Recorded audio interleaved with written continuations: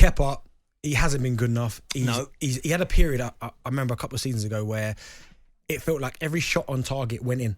From everywhere, it was going in. It was going in. They were going in, weren't they? But he always seems to kind of settle himself down after that. Once he got given the number one again, it almost like he settled himself down. But I still don't think you can rely on Kepa for a full season. The one game I saw him play last season, I was commentating on a game.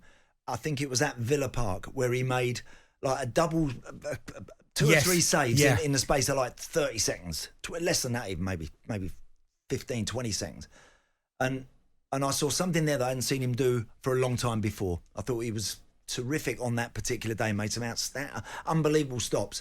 In the main, I think you're absolutely right. I don't believe he's good enough, and I think it's going to be one of those. I think another spell from Kepa of indifference or of him lacking confidence, and I think he'd be gone. And I think I genuinely do. So he's going to need to start the season very, very well, unless, of course, there's still time. Chelsea decide they want to go and get another one. Do I think he's good enough? Goalkeeping now has almost become, behind a striker, it's almost become like the next position. You got to go and get the very best in order to be a successful club. Yeah, to play a certain way. To play a certain way and to kind of start moving forward. It's like you need your goals in the team, and then you need your goalkeeper. Yeah, it's always been an important position, but it's not always been one that's been absolute paramount. Whereas you kind of get the feeling in this era that after Alisson and Ederson, the best ones, it kind of is. And I just feel with him that he's going to have another spell maybe where he has some poor performances, lets a few silly soft ones in, and I think that'll be him done. I do next time. Do you know what? I thought Mendy was better than him when Mendy first came as a shot stopper. I thought they've got a proper goalkeeper. Then he started to make mistakes. But bringing in Robert Sanchez, who doesn't even start for Brighton now, he's not even their number one. I find it quite strange because we spoke about it yesterday, me and Danny Murphy, that David Raya's been linked to Arsenal as their number two, potentially. But he's good enough to be a lot of teams in the Premier League's number one. Well, he's better than Kepa, isn't he? He's better than Kepa. So why would Chelsea not then go, or why would David Raya not go, well, hold on. Why don't we go behind Ramsdale? Why not go to Chelsea and be their number one? Yeah. There's something not quite right with that David Raya, because that's the one I'd go if I was Chelsea. Yeah. Give me him. No, I wouldn't disagree with that. Do you like, with regards to Kepa, do you rate him? Do you think that he can make a consistent go of it at Chelsea now? We've not seen him do it yet. It's good long term for Chelsea because they can't move Kepa on this summer, and Poch has just basically been saying he's our number one to attract some suitors. So we bought Sanchez as a number two to probably move Kepa on next summer and go for a number one, because apart from Onana and Maignan for AC Milan, there's no one really out there, and Onana's gone to United, so yeah, slim picking. Lewis, you say no one's really out there, but you got David Raya, who looks like he could be going to Arsenal as their number two. I think he's better than Robert Sanchez. Yeah, I totally agree, Benty. I think that he's a really good goalkeeper. Definitely walks into Chelsea's team. I just think that Chelsea can't have two goalkeepers on first-team wages. I think that's why they've opted to go for Sanchez.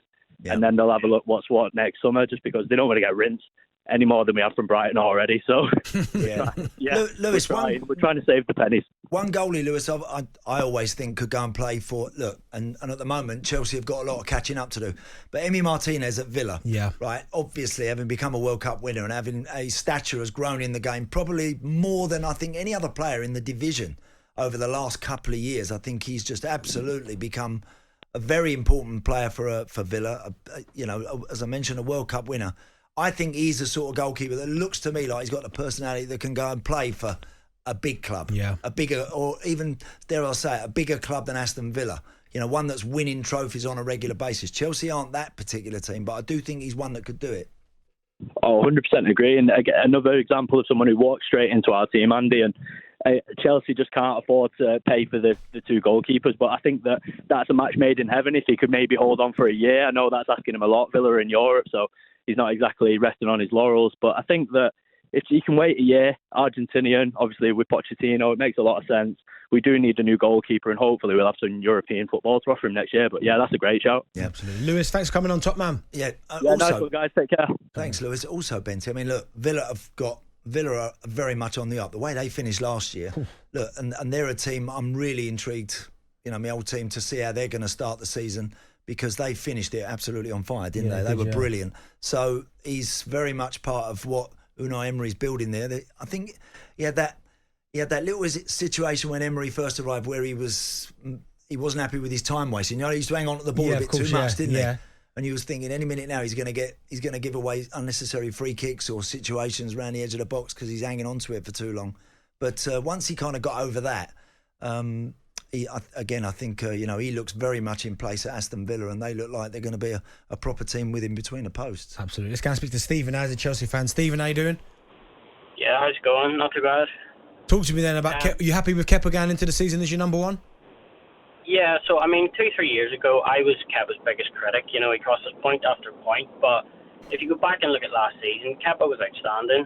Andy said it himself in that Villa game. He made those couple of saves that he made, fantastic. But he was so steady last season.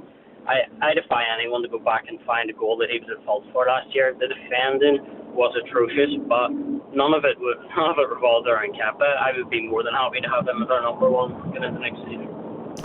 That's fair play. I mean, look, Stephen, you're absolutely right entitled to your opinion. It's good that you recognise that he certainly improved last year, and that you back him and support him. I think it's quite a lazy narrative around him as well. He has this thing where he's been making mistakes, but since he came back into the team from when Mendy was making his mistakes, I think he's been really solid. So yeah, I think it's just a narrative that people need to move away from with him. I think it's an easy thing to call out and call him out for, but I think that's long in his past. So, do you know what, Stephen? Listen, there's a great call there.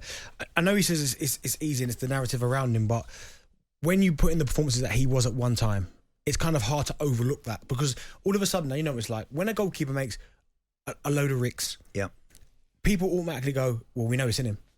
You know what I mean? We know it's in him. Yeah. If they're few and far between, you don't really think about that. But when you make as many as Kepa was doing at one stage, where it felt like every single goal was his fault, you can't help but go, well, do you know what? It's in him. He wasn't. What it was for me, Benty, with him, he wasn't. He wasn't getting his hands on the ball. He wasn't getting his glove. Wasn't getting his hands on anything that was coming towards the goal. And you're thinking, how's that going in? How's that going in? How's that one found its way into the corner? Things were bobbling along the floor and sneaking into the corners, and you're thinking, where's my goalie? Yeah. Why ain't he saving them? So that obviously can't happen. And look, when confidence goes for goalkeepers, it's the worst position in the team. When you look behind you and you know your goalie's having one, and he's in trouble a bit confidence-wise, that is disastrous for your team. Yeah. And the fans it has a knock-on effect for the whole team. Man alive, it is. It's really difficult to hopefully try and get results when you know your goalie's having a really poor time. But look, he might feel he's come through the worst bit. He might feel he's on the back of that. And as Stephen mentioned there, that he's had a good season last time round, made some good saves, will feel better about himself. He'll feel better that Mendy's gone. Yeah. Right? He's out the door. He'll be wondering if they're going to go and get another one. I think he'll know they're going to go and get another one. He'll probably be thinking, it's going to happen at some point. What he's got to do, he's got to make sure he starts the season well. Chest puffed out, head up, really looking like he's in control and he's bossing things back there. Yeah. And he's looking like a £70 million goalkeeper rather than one when we're all thinking, who is this guy, talkSPORT Drive. Super opinionated sporting debate. Monday to Friday afternoon from 4 on AM, on DAB, via the talkSPORT app and on your smart speaker. talkSPORT.